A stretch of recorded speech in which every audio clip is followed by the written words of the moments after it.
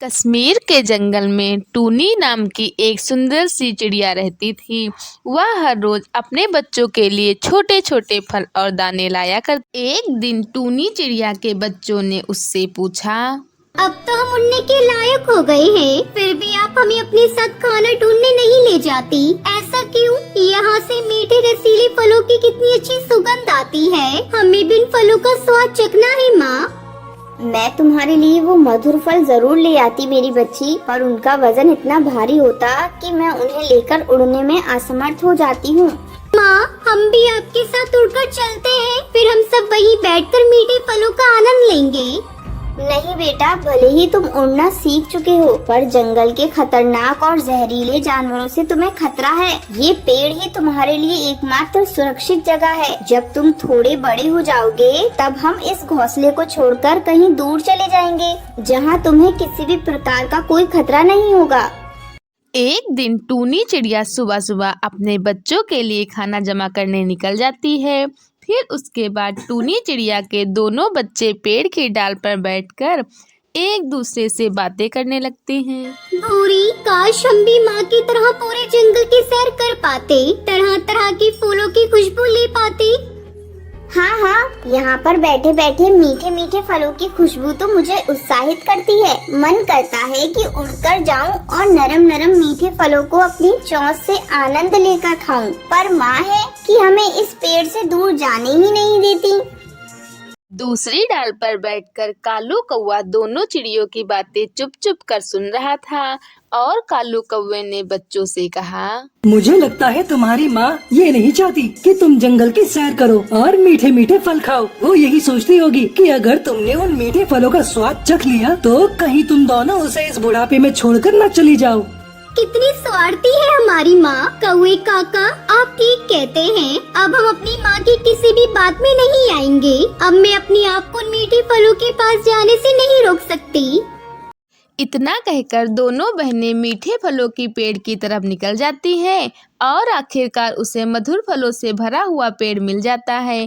टुनटुनी चिड़िया और भूरी चिड़िया पेड़ पर बैठकर मीठे मधुर फलों का आनंद लेने लगती हैं। माँ तो यही फालतू की बातें करती है, भला यहाँ क्या खतरा होगा?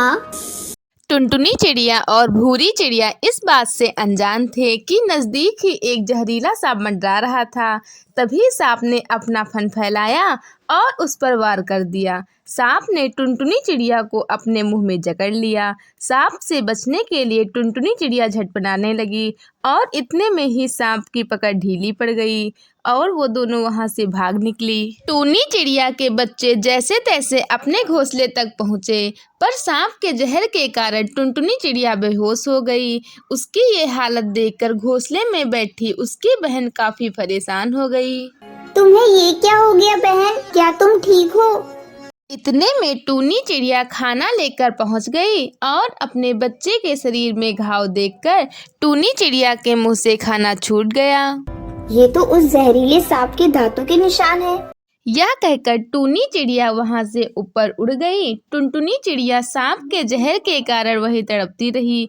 उसके पास बैठी उसकी बहन उदास हो गई। पता नहीं इतने बुरे समय में माँ हमें छोड़कर कहाँ चली गई। कुछ ही देर में बारिश होना चालू हो गई और बारिश की एक बूंद सीधे टुनटुनी चिड़िया के ऊपर आके गिरी, जिसके बाद टुनटुनी चिड़िया का घाव पूरी तरह से ठीक हो गया और वो होश में आ गई।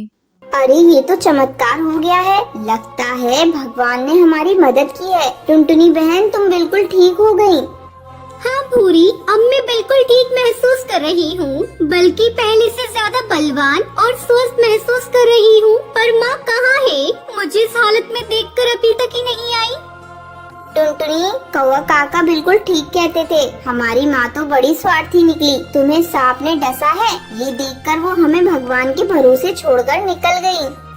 हाँ बहन, अब हमें आगे की जिंदगी बिना माँ के ही जीनी होगी। इसके बाद दोनों अपना जीवन अपनी मर्जी से जीने लगी।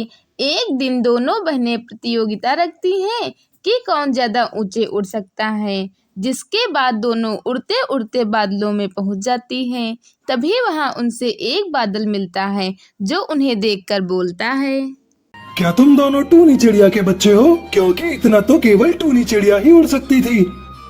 नाम मतलब स्वाति चिड़िया का, जो मुझे भगवान के भरोसे मरता छोड़कर चली गई। लगता है तुम्हें अभी तक सच्चाई मालूम नहीं है। कैसी सच्चाई?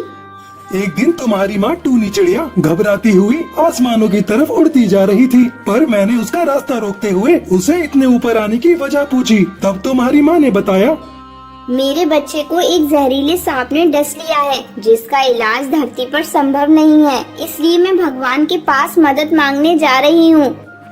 सुनो चिड़िया, मैं एक जादुई बादल हूँ। मेरे पानी की बूंदें तुम्हारी बच्चियों को एकदम स्वस्थ कर देंगी। पर मैं ये देख रहा हूँ कि तुम्हारी बेटी के पास समय बहुत कम है और उसे अभी के अभी जादुई पानी देना होगा, और अगर देर हो गई तो जादुई पानी भी तुम्हारी बच्ची की जान बचाने में असमर्थ होगा।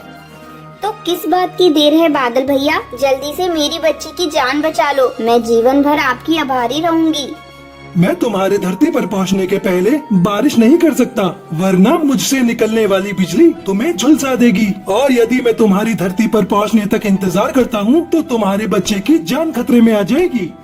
मुझे मेरी परवाह नहीं है बादल भैया, बस आप मेरी बच्ची को बिल्कुल ठीक कर दीजिए। उसके बाद मैंने पानी बरसाना शुरू कर दिया और तुम्हारी माँ ने तेजी से धरती की तरफ उड़ना शुरू कर दिया, पर वो धरती पर पहुँचती उससे पहले मुझसे निकलने वाली बिजली ने उन्हें शिकार बना लिया और तुम्हारी माँ तड़पती हुई धरती पर आकर गिर गई, जिससे उनकी मौत हो गई। बादल के मुंह से सच्चाई सुनकर टूनी चिड़िया की दोनों बेटियां रोने लगी।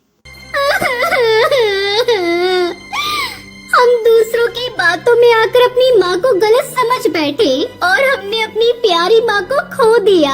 हमें माफ कर दो माँ, हमसे बहुत बड़ा अपराध हो गया। इस तरह से दोनों बहनें अपने किए पर बहुत शर्मिंदा होती हैं और एक दूसरे का सहारा बनकर साथ में रहने लगती हैं।